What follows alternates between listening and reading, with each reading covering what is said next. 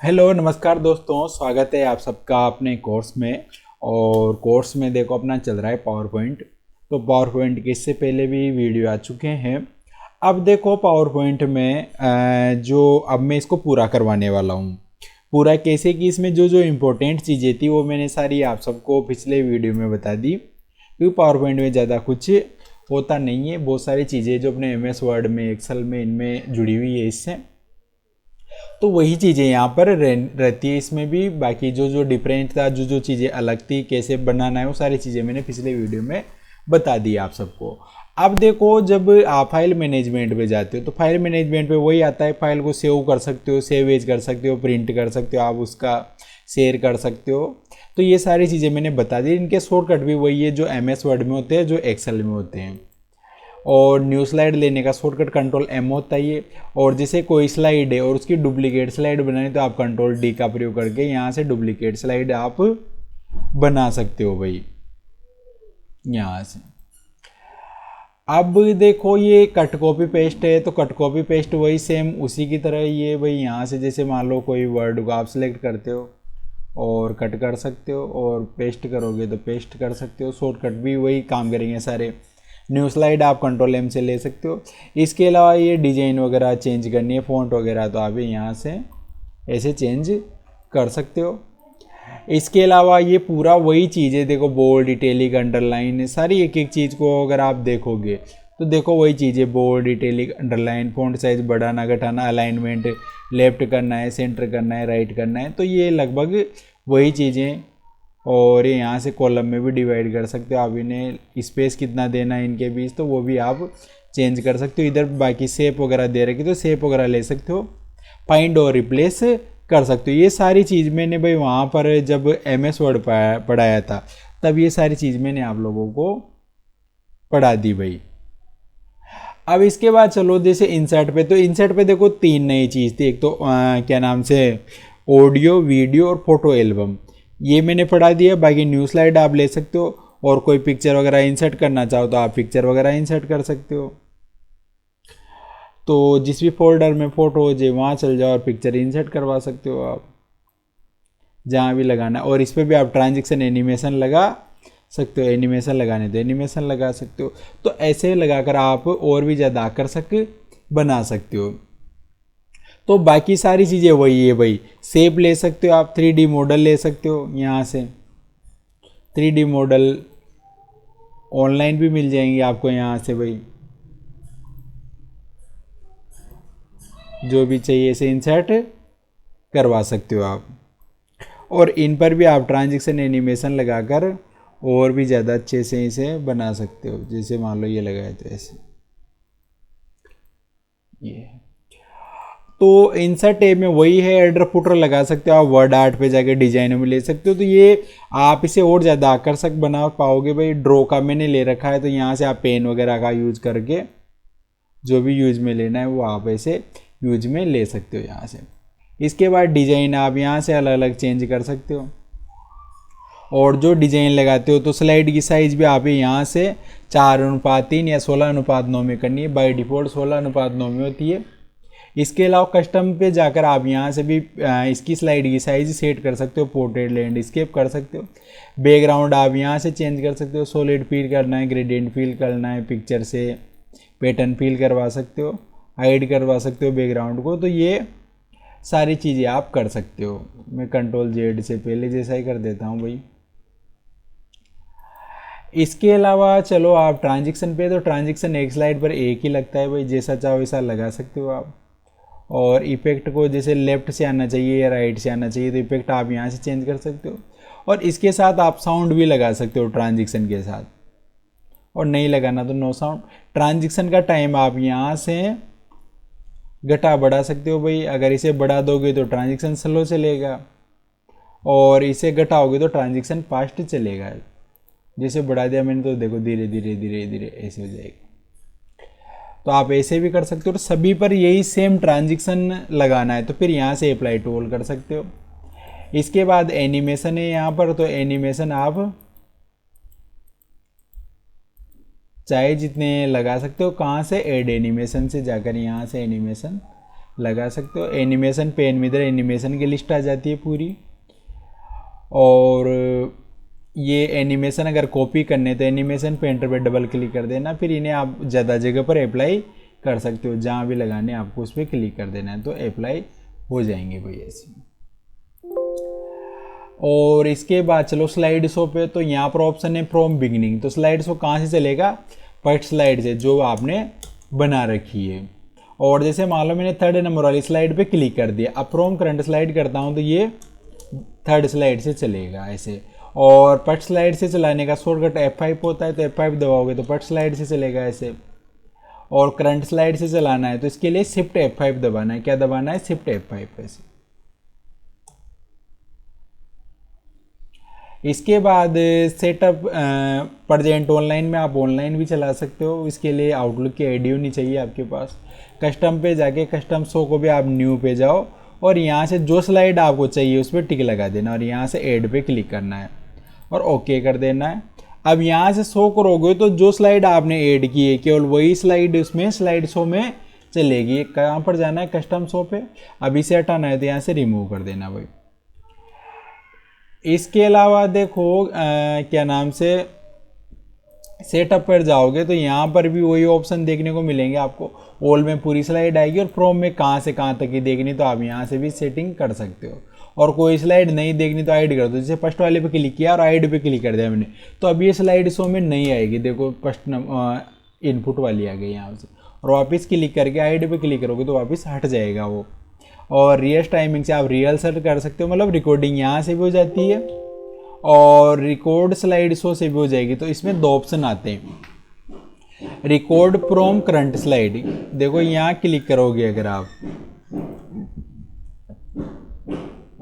तो record from current slide, तो जिस पे आपने क्लिक कर रखा है। और रिकॉर्ड फ्रॉम बिगनिंग, तो शुरुआत से रिकॉर्डिंग होगी भाई फर्स्ट स्लाइड से। तो आप यहाँ से वैसे भी रिकॉर्डिंग कर सकते हो भाई यहाँ से। इसके बाद इन पे टिक रखना है, नहीं रखोगे तो भी उससे कोई फर्क नहीं पड़ेगा। और अगर आप मॉनिटर जो है वो आपको ऑटोमेटिक ही रखना है, क्योंकि मॉनिटर की रेजुलेशन ऑटोमेटिक ले लेता है भाई। और अगर प्रोजेक्टर का यूज़ कर रहे हो तो फिर आपको यहाँ टिक लगाना पड़ेगा। इसके बाद रिव्यू पे चलो, तो रिव्यू में देखो स्पेलिंग और ग्रामर वगैरह को चेक कर सकते हो आप। यहाँ से चेंज करना है तो चेंज कर सकते हो आप यहाँ से, स्पेलिंग ग्रामर मिस्टेक को जिसको भी करना है। और थीजर में किसी के रिलेटेड वर्ड ढूंढने, जैसे मान लो यहाँ लिख दिया मैंने मदर, तो मदर को क्या बोलते हैं? माँ, मो, ममा, मम्मी, मम, तो उससे रिलेटेड वर्ड्स आ जाएंगे। स्मार्ट लुकअप तो अपना काम नहीं आएगा इतना, देखो। और ट्रांसलेट कर सकते हो आप यहाँ पर। जैसे मैंने इससे पर क्लिक कर रखा आउटपुट वाली पे, तो ट्रांसलेशन चल रहा है इधर साइड में, तो ये देखो ऐसे लिख कर आ जाएगा। अब ये भोजपुरी में आया, हिंदी में करना है तो हिंदी में कर दो, यहाँ से हिंदी सेलेक्ट कर लेना भाई।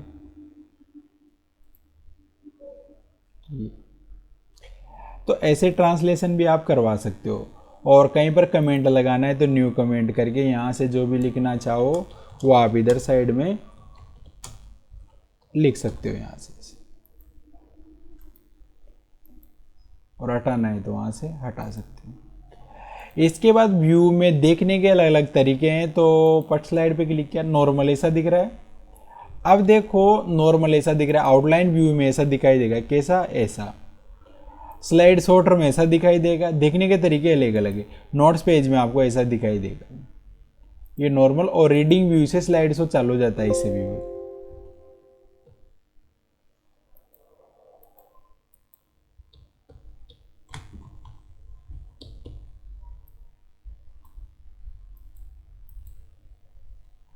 तो एंटर दबाकर आप इन्हें चला सकते हो। ये पास्ट से एंटर दबा रखा है मैंने, ऐसे चल जाएगा पास्ट पास्ट एकदम। इसके बाद देखो अलग अलग मास्टर व्यू भी है यहाँ पर। तो पहला इसमें स्लाइड मास्टर।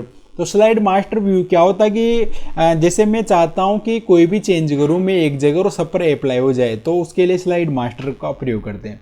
तो स्लाइड मास्टर पर जाना है।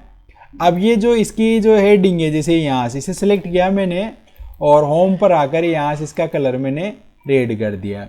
और ये नीचे वाली जो है इनको मैं यहाँ से ग्रीन कलर दे देता हूँ। यहाँ से देखो ये मैं इसमें मास्टर स्लाइड होती है यहाँ पर फर्स्ट में से, ये स्लाइड मास्टर आ गया है यहाँ पर। तो ये हो गया।